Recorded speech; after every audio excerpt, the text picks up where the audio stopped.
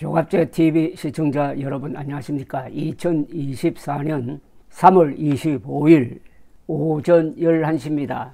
서울 고려대학교 안암병원에서 열린 고려대학교 의료원 교수총회에서 교수들이 사직서를 제출하고 있다라는 설명과 함께 연합뉴스에서 찍은 사진이 공개되었습니다.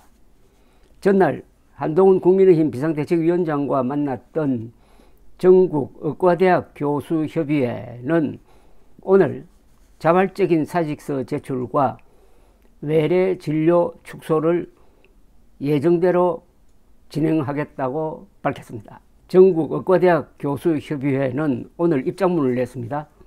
국민의힘 한동훈 비상대책위원장과의 간담회에서 입학 정원 및 배정은 협의 및 논의의 대상도 아니며 대화하지도 않았다고 했습니다. 이 단체는 입장문에서 전공의에 대한 처벌은 의과대학 교수의 사직을 촉발할 것이며 우리나라 의료체계의 붕괴로 이어질 것이라는 우려를 한동훈 위원장에게 전달했다고 했습니다.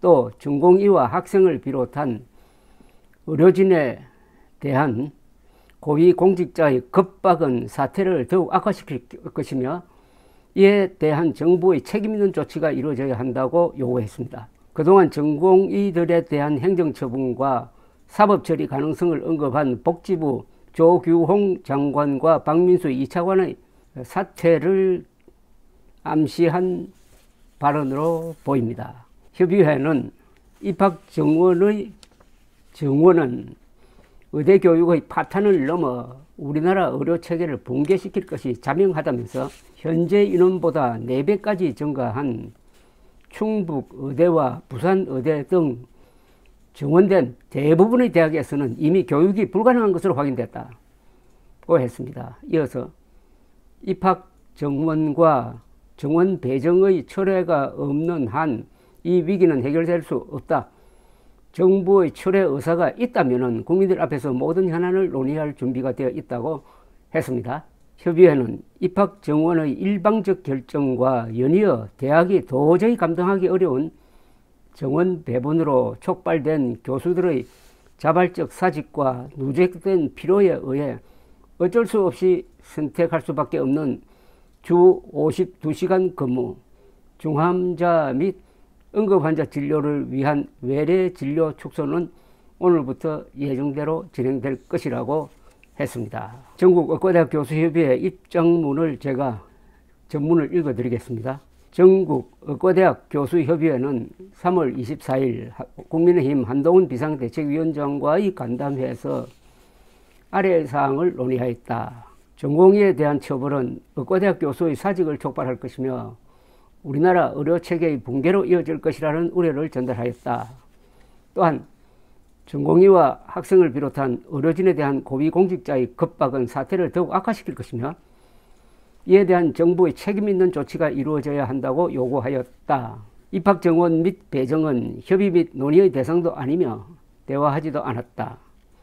전국의과대학 교수협의회는 아래와 같은 입장을 표명한다. 1. 입학 정원의 정원은 의대 교육의 파탄을 넘어 우리나라 의료체계를 붕괴시킬 것이 자명하다. 현재 인원보다 4배까지 증가한 충북의대와 부산의대 등 정원된 대부분의 대학에서는 이미 교육이 불가능한 것으로 확인되었다. 정부에 의한 입학 정원과 정원 배정의 철회가 없는 한 이 위기는 해결될 수 없으며 정부의 철회 의사가 있다면 국민들 앞에서 모든 현안을 논의할 준비가 되어 있다.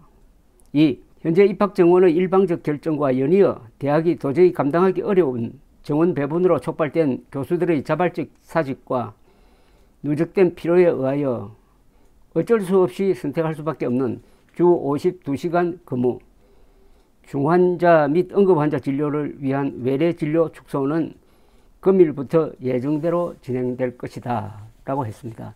예상대로입니다. 어제 한동훈 국민의힘 비상대책위원장과 윤석열 대통령 사이의 교감에 의해서 윤석열 대통령이 한덕수 국무총리에게 지시한 전공의 면허 정지 처분에 대한 유연한 대처, 또는 의사와 정부 간의 대화 채널 구축 등에 대해서 답장을 내어놓은 건데, 제일 중요한 것은 2,000명 의과대학 정원 그리고 배정, 이걸 취소하라는 겁니다. 이것 없이는 대화가 의미가 없다, 이렇게 주장하고 있습니다. 이것도 예상되었던 겁니다. 그러니까 이번 윤석열 발 의료대란은 딱 숫자 하나에 집중되어 있습니다. 현재 정원보다 약 66%를 늘린 2,000명, 2,000명을 더 신입생으로 많이 받겠다고 하는 이 결정은 그 근거가 없고 출처도 불명하고, 또 지금 인구 구조나 여러 추세에 맞지도 않는데, 이걸 윤석열 대통령이 고집하고 그 밑에 공무원들이 그것을 뒷받침하는 과정에서 정부와 의사들 사이에 근본적인 불신이 생겼다. 특히 박민수 차관이 나와가지고 계속 의사들을 자극하는 발언을 하고 있다. 그래서 대화를 재개하려면은 그런 불신을 조장한 관계 공무원들을 교체하고, 2,000명, 이것은 절대 수치가 아니다, 금과 옥조가 아니다, 이것도 논의 대상이다, 이렇게 나와야 대화가 가능하다. 그것이 없으므로 오늘부터 사직서를 제출하고 중환자와 응급환자를 우선적으로 진료하기 위해서 덜 시급한 외래 진료 축소는 오늘부터 시행할 수밖에 없다, 이렇게 나왔습니다. 공이 다시 윤석열 대통령 쪽으로 갔습니다. 그런데 총선이 다가오고 있습니다. 11일 뒤에는 4월 5일 바로 사전투표가 있습니다. 이제 윤석열 대통령이 시간에 쫓기고 있습니다. 이런 사태는 예견되었습니다.